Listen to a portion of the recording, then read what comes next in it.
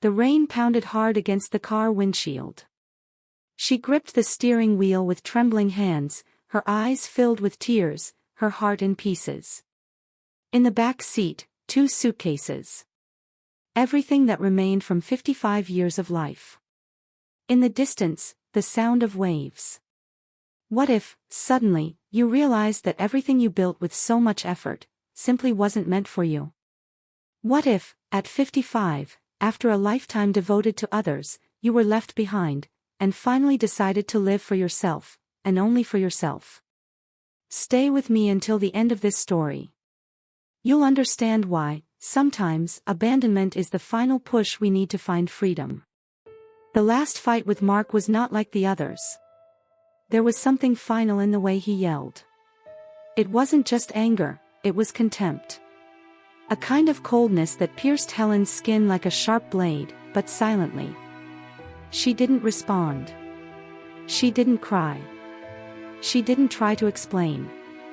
She just looked around, as if seeing for the first time the setting where she had spent half her life, and realized it had never been her home. The crooked pictures on the wall seemed to mock her.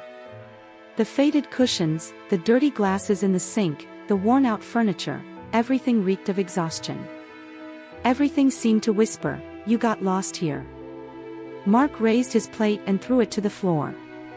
The sound of porcelain shattering echoed through the room like a gunshot. Helen, motionless for a second, walked toward the shards. She knelt. Felt the cold floor against her knees. As she picked up the pieces, a strange calm settled in her chest. It wasn't resignation. It was clarity. She wasn't weak. She was too strong, for having endured so much. For so many years. For so many wounds hidden under makeup, forced smiles, Sunday lunches. There, among the broken pieces and the silence, Helen understood that no one was coming to save her. And more importantly, she no longer wanted to be saved. She wanted to be free. That night, Helen didn't sleep. She sat on the edge of the bed, staring at the ceiling for hours. She thought about everything she had done. Everything she hadn't. She thought of her children, the marriage, the promises she made to herself and never kept. And deep inside, an old memory resurfaced. The sound of the ocean. The smell of salt. The wind messing up her hair when she was still young and believed the world was far too big to live in the same place forever. She remembered. A dream. A wish stored away for decades. Small, whispering, but persistent. Like the waves. Like her. And for the first time in many years, Helen asked herself, what if there's still time? Helen had been everything. Everything to everyone, except to herself. A wife at 20, a mother at 22, a caregiver before turning 30. Over time, she became her children's counselor, the tireless cook whose meals were rarely praised, the cleaner of a house where no one helped. And on the worst days, she was also a nurse, tending to others' pain, her children's fevers, Mark's nervous breakdowns, and the sorrows she herself tucked beneath her pillow. But who took care of her? When she met Mark, he seemed brilliant. Smart, ambitious, confident. A man who spoke beautifully, who made promises while looking her in the eyes. In the beginning, he told her she was special. That together, they would build something extraordinary. And she believed him. She believed so much that she dropped out of her literature degree in the 3rd semester. Told her mother it was just for a little while. I'll help him with the business, then go back to school. She never went back. The years passed, filled with bills to pay, due notices piling up, babies being born. Helen kept telling herself everything was fine. That it was all part of life. That love demanded sacrifice. And so, she sacrificed, day after day. Mark changed. Or maybe he had never truly been that man from the beginning. He became distant, impatient. He began traveling more often. First for work, then 4 business trips she preferred not to question. He returned smelling of perfume that wasn't hers. Brought expensive gifts to compensate for absences that were far too long. And she accepted. Silently. She accepted everything, except being hated by her children. David, the eldest, grew up seeing his mother as a built-in support system. He never asked how she was, only demanded. Demanded money, attention, understanding. Blamed her for everything he lacked and never thanked her for what she gave. Claire, the youngest, was sweeter. But perhaps because of that, she left early. Moved out while still young, chasing independence, freedom, or maybe just distance from that suffocating environment. Helen stayed. Alone. In a house far too big for so much absence.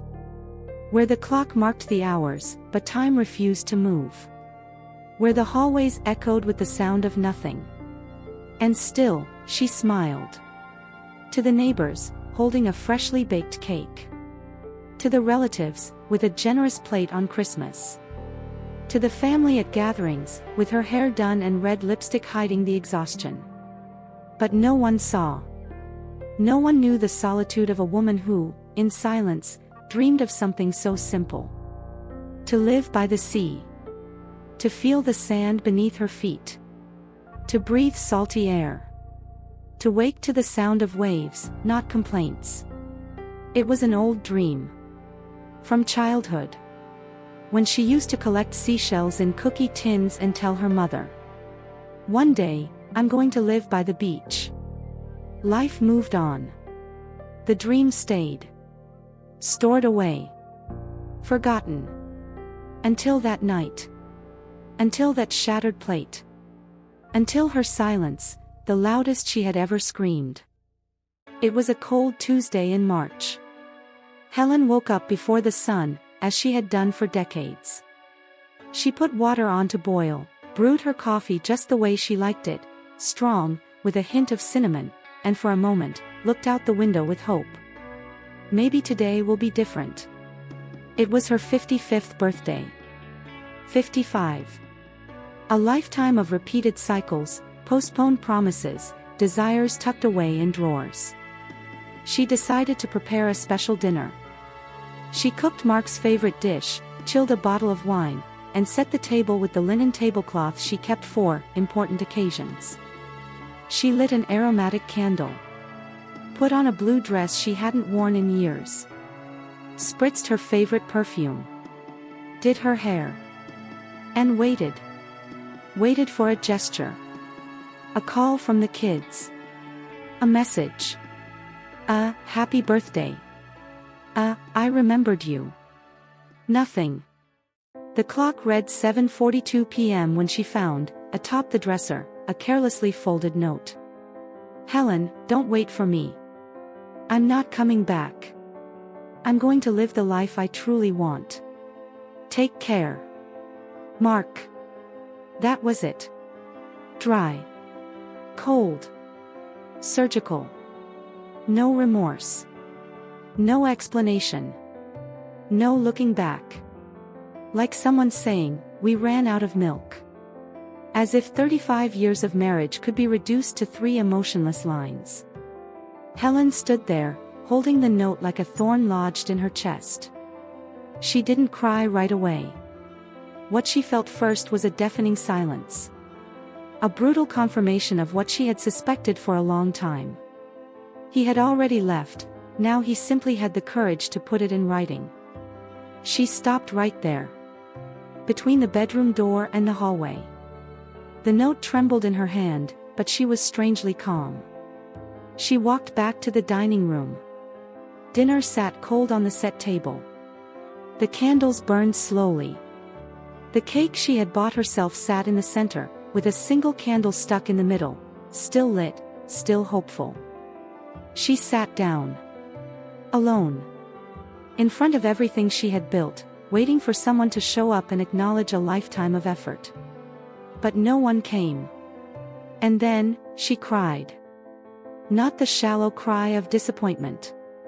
A deep cry. A sob of years swallowed whole. Of sleepless nights. Of forgotten birthdays. Of small gestures never returned. Of love given and never received. She cried until her throat burned. Until her soul gave out. And when there were no more tears left, the candle on the cake, the only light in the room, went out by itself. No wind. No warning. Helen stared at it for a moment. And she understood. She understood it wasn't just the candle. It was her. It was the woman she had pretended to be. The one who smiled to please. Who accepted crumbs as if they were feasts. The one who still believed she might be seen. That woman had extinguished along with the flame. The silence in the house was now an ally. A witness. A whisper of freedom. Without saying a word, she stood up. Went to the bedroom. Pulled out an old suitcase from the closet. Began folding clothes without thinking. Socks, dresses, photos that still mattered. Documents. A pair of sneakers. A poetry book. Each item she placed in the suitcase was a piece of courage being born inside her. She didn't know exactly where she was going. But she knew one thing for certain. She wasn't staying there. Not anymore. That night, she drove for hours, like someone running away without knowing from what, or maybe she knew. She stopped at a simple inn near the coast. The next morning, during breakfast, as she gazed at the ocean's vast landscape, she had an idea. She returned to her empty house and began to put her plan into motion. Helen acted in silence. She asked for no advice. Asked for no blessing. She did what she had always done, took care of everything on her own. She sold the house. The one where she had spent 35 years of her life. Where her children were born. Where she cried quietly in the bathroom. Where she had brief moments of happiness, but where, most of the time, she simply survived. When the realtor handed her the check from the sale, she didn't cry. She didn't feel relief or sorrow. Just a strange emptiness. But a different kind of emptiness, the kind that could be filled with something new. The first thing she did was pay off all the debts Mark had left in her name: credit cards, loans, promissory notes. Each unauthorized signature was erased with a conscious payment. It was like scrubbing the past clean with her own hands. What was left wasn't much. But it was hers. It was free. And with it, Helen bought a small cottage in Outer Banks, North Carolina. A place she had only known from photos and old travel magazines. But there was something about that name, that untouched stretch of sand. Those colorful beach houses, the solitary lighthouses, the wooden piers reaching out into the sea like arms stretched toward the horizon. Helen had dreamed of this place since she was a girl. And now, that dream would be her anchor. When she told her children, their reactions were like invisible cuts. "Mom, this is crazy," David said, his brow furrowed. "You're going to live alone. At 55. You're really leaving everything behind?" Claire asked, her voice a mix of fear and judgment. Mark laughed. A dry, almost cruel laugh. "Pathetic. What, are you going to play hippie now?" Helen didn't answer. She didn't yell. She didn't try to explain. For the first time, her silence wasn't submission, it was conviction. Before leaving her old house for good, Helen walked through it one last time. The rooms were empty, but the echoes still spoke. The bookshelf still held books she never had time to read. The kitchen table still bore a coffee mug ring from that morning. On the dresser, an old photo, her, Mark, and the kids when they were little, smiling at a camera that had frozen a moment that only looked happy. She ran her fingers along the frame and whispered, "Goodbye, old Helen." She closed the door slowly. Locked it. And didn't look back.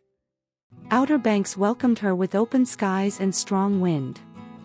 It was spring, and the scent of the sea seemed to wrap itself around her. The cottage was modest. Small. A worn-out roof, creaky walls, windows begging for fresh paint. But it had a porch facing the ocean and a sandy yard for her bare feet. It was everything she wanted. Everything she needed to start over. In the first days, Helen walked the town like a shy outsider. She bought coffee from the local bakery, where everyone chatted like old friends. She tried to smile, but felt invisible, again. She set up a small craft table on the boardwalk. She sold decorated seashells, aromatic candles, small poems printed on recycled paper. No one stopped.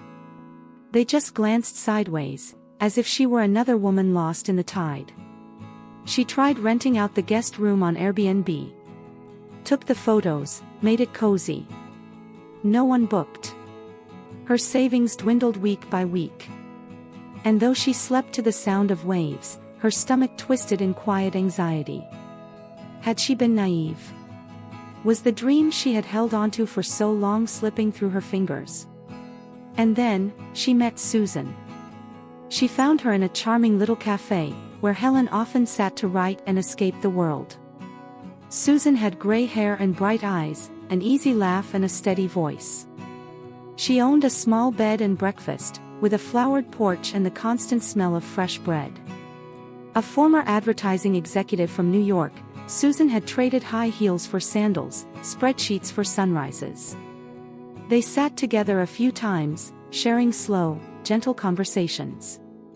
Until one breezy afternoon, while drinking tea on the B&B's porch, Susan opened up. "I was married to a Wall Street executive. One of those marriages that looks perfect on Instagram. That was mine. I lived surrounded by luxury and loneliness. One day he left me for a 20-something intern. I didn't fight. I just left." She told Helen she spent months crying in a tiny hotel room, in another city. "Then one day, I don't even know why, I hopped on a bus and came here. And stayed. This is where I was reborn. That's why I saw your pain so clearly. You can only truly see someone else when you've been there too." Helen listened in silence. And for the first time since arriving, she didn't feel alone. Susan had recognized something in her, maybe the same pain, or the same courage.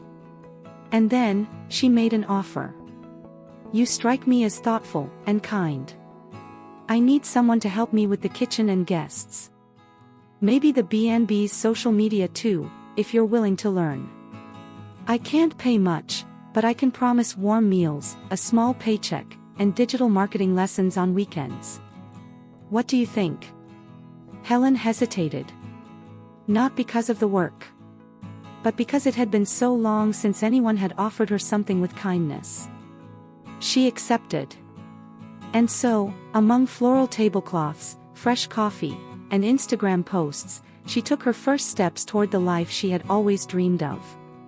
The new beginning had begun. Even if it still felt small. Even if fear still lingered in the corners. She was moving. For the first time, toward herself. In her first months working at Susan's Inn, Helen remained discreet. She arrived early, prepared breakfast for the guests with care, garnished the plates with edible flowers, and kept the towels perfectly folded. She was gentle, attentive, quiet. But there was a fire growing inside her, small, yet persistent. One day, during a casual conversation, Susan asked, "You're always so thoughtful with your words, have you ever considered writing?" Helen gave a shy smile. "I used to write poems, but that was a long time ago." Susan encouraged her. She said there was beauty in her calm voice, strength in her untold stories. "Share it, Helen. You have no idea how many women out there need to hear what you have to say." That night, Helen opened the old red notebook she had brought in her suitcase. It was from when she was 17. The pages were yellowed, the ink faded, but the contents still pulsed with truth. With a pounding heart, she created a simple blog. She posted her first poem. Then the second. Then fragments of thoughts she had written in the early hours, sitting on her cottage porch, listening to the ocean and feeling, finally, alive. Susan helped her set up an Instagram profile. They paired her verses with images of the sea, of seashells, of wrinkled hands holding teacups. It was simple. But it was real. And then, something magical happened. Women began to comment. First 1. Then 5. Then 100. Each one with her own story. Some cried reading her words. Others shared that they had found hope again. Many said, "You wrote what I couldn't say." The profile began to grow. Helen was startled at first, but Susan always told her, "Keep going. The more you show yourself, the more others will allow themselves to be seen." With help from a follower who was a designer, she organized her best writings and published a poetry ebook on Kindle. Ocean Within, Words from a Woman Who Learned to Breathe Again. In just 2 months, she sold 5,000 copies.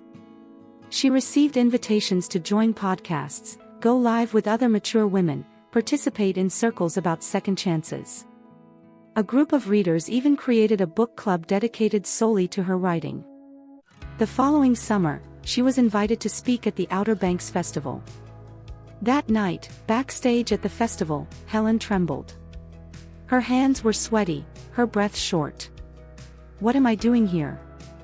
she whispered to herself in front of the mirror. She thought of turning back, of quitting. But then, she remembered the messages. The women who had written. The stories she had heard. The words she herself had needed for decades. She took a deep breath. Undid the top button of her blazer. And walked.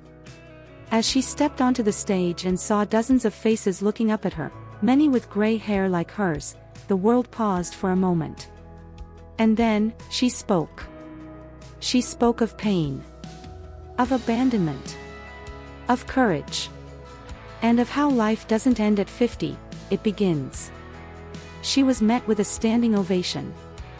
But the road to reinvention isn't paved only with flowers. Helen began to be recognized at grocery stores, at cafes. Some women would approach her with tears in their eyes, to thank her. But others, frowned. Whispered. "She writes nonsense. She's just looking for attention. Too old for this." She heard it. Swallowed hard. Took a deep breath.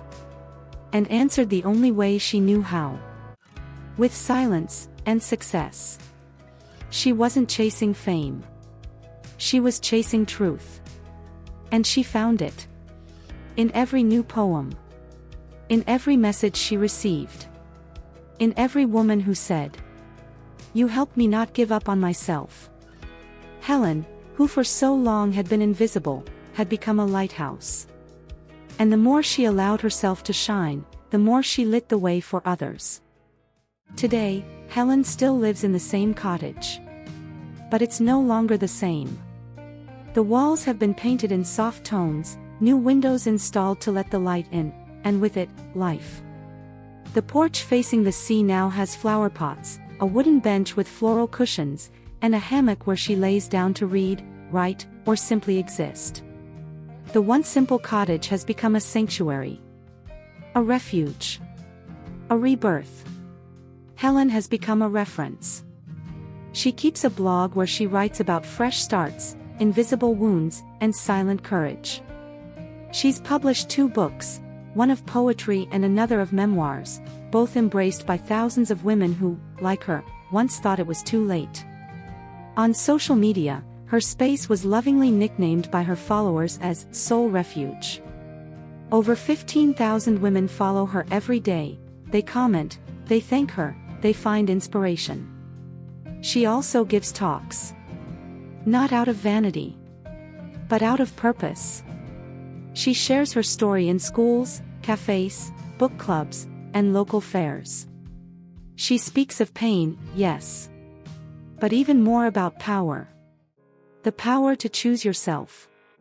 The power to say, enough. The power to begin again. In the afternoons, she often walks to the town's main pier. She always sits on the same bench, orders an iced oat milk latte, and watches the surfers slicing through the waves. There, she thinks of the little girl who collected seashells in cookie tins. She thinks of the woman who endured so much. And of the woman she's become. She never felt lonely again. Not because she's always surrounded by people, but because she learned to enjoy her own company. And loved it. Helen restarted at 55. At 58, she bloomed. Today, she knows. With every word, with every scar, with every victory. It's never too late to become who you've always dreamed of being. Freedom is worth more than any sacrifice. Life only begins when you choose to truly live it. And you, what are you still putting off because you're afraid to start over? Let me know in the comments. Subscribe to the channel now and turn on the bell for more stories of transformation and second chances. Because here, every story is a reminder that the best part of life can begin after 40, after 50, after 60. If this story touched your heart, share it with someone who needs to hear this message. Maybe it's that tired friend, that mother who always put herself last, or even you, the one who forgot how to dream. Every woman deserves to hear, there's still time.